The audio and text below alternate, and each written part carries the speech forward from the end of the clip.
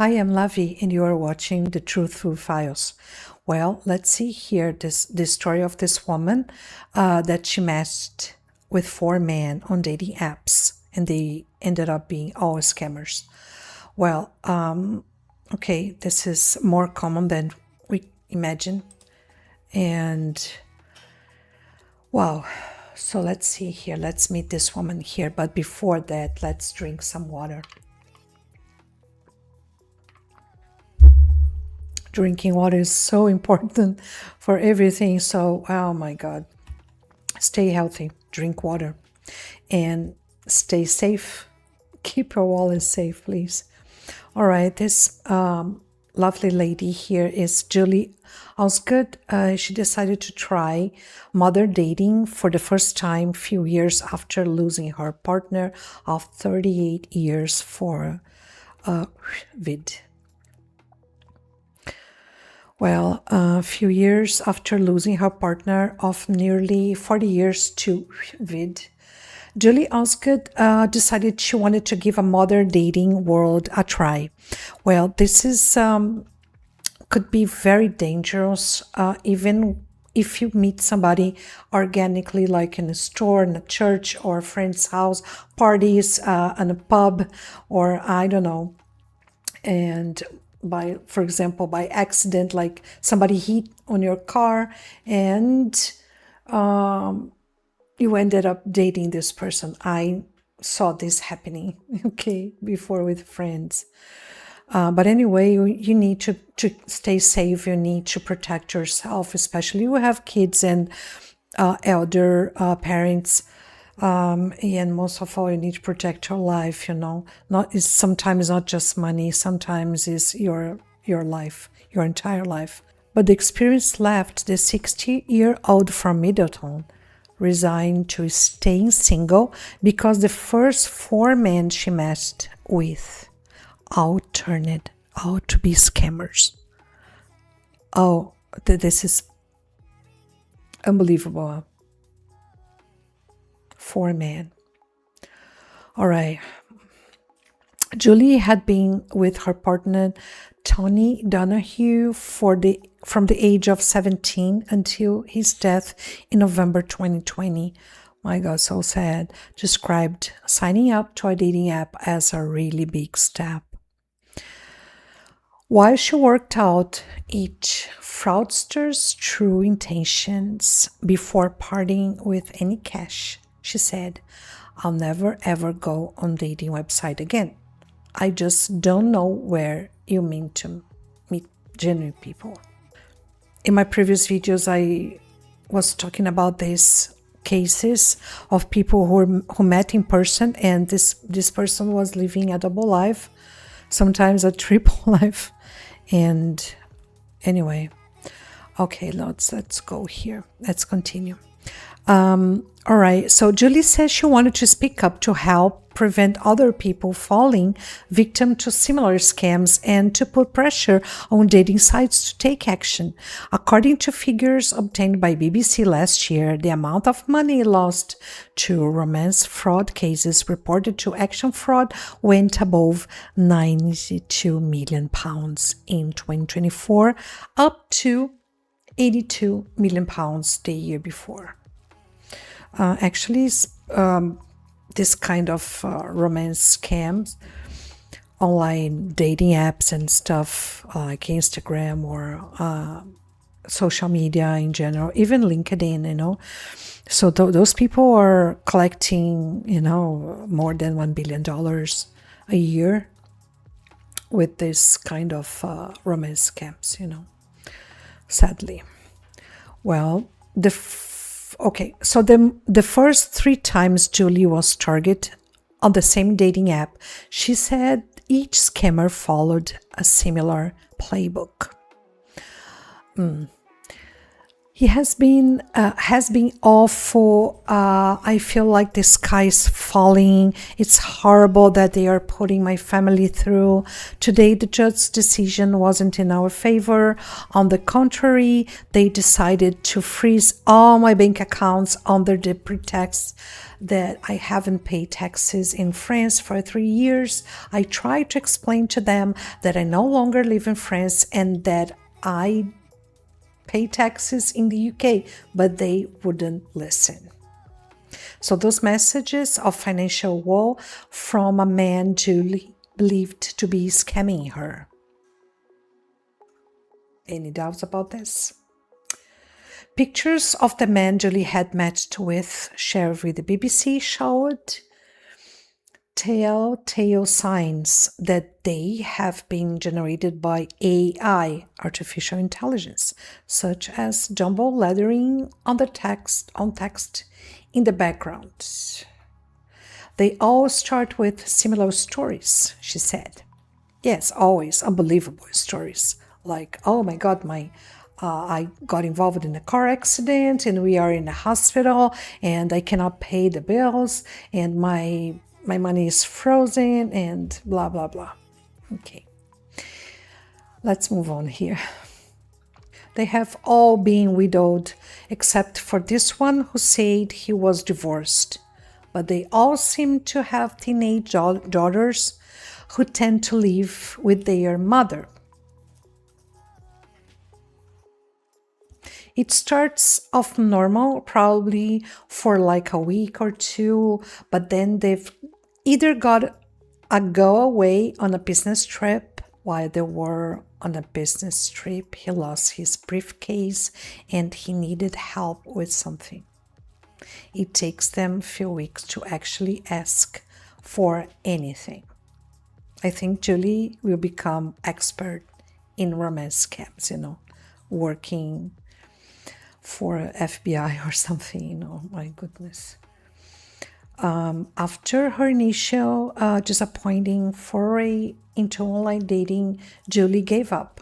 However, after a house move in December last year and the last of her children leaving home, she decided to try one more time. I'm going to be alone and I don't want to be alone forever, she said. Yeah, people have the right to move forward with their lives and to find love, to find a good partner. I mean men and women, no, not just women, of course. But sometimes you tend to feel so needy, so careless that you started accepting anything, any kind of attention, because you feel like old, you feel whatever, and then you start getting attention. And these people are very fast, they want to connect very fast. And that's when they start the deception, Okay, so here we go again.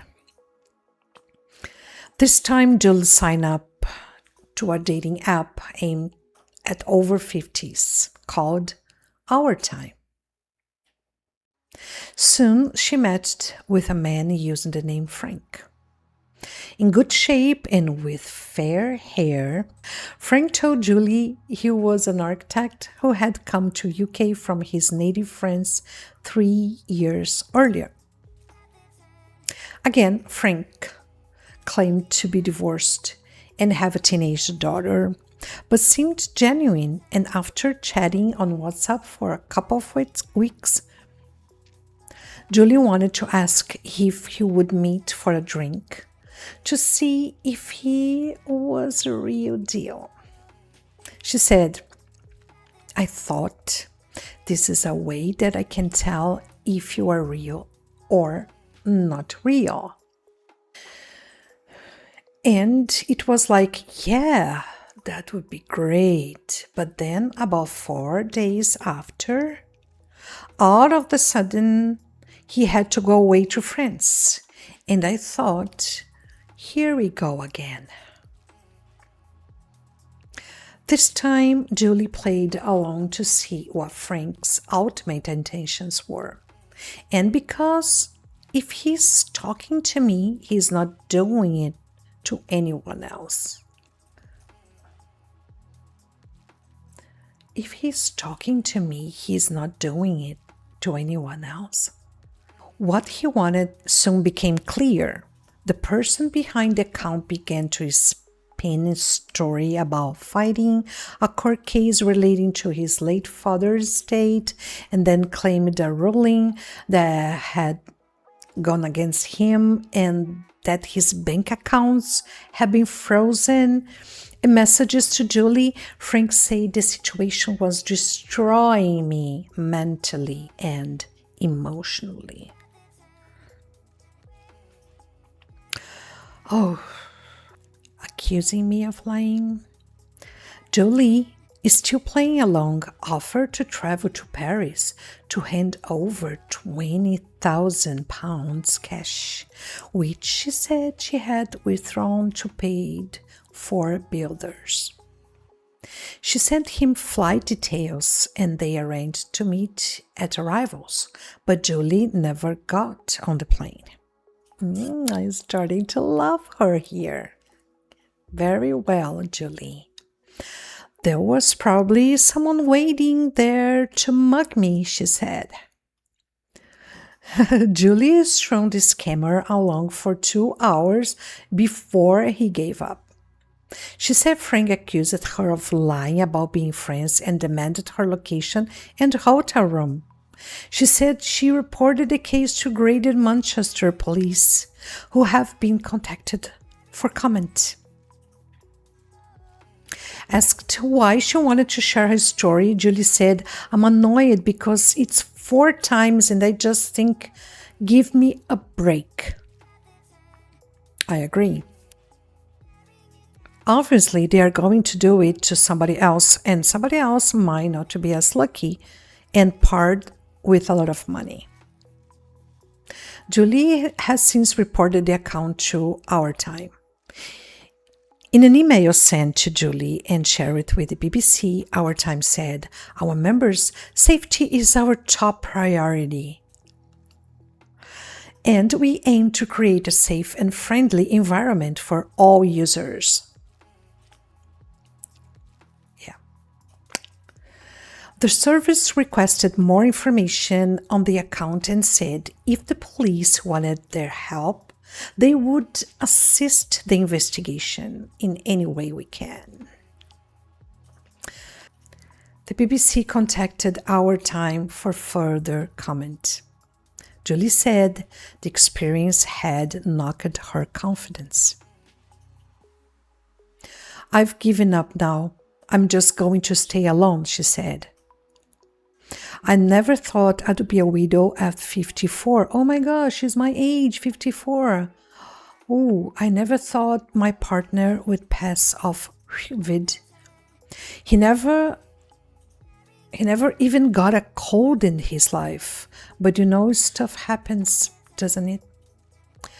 I'm only 60 and I'm not an old 60.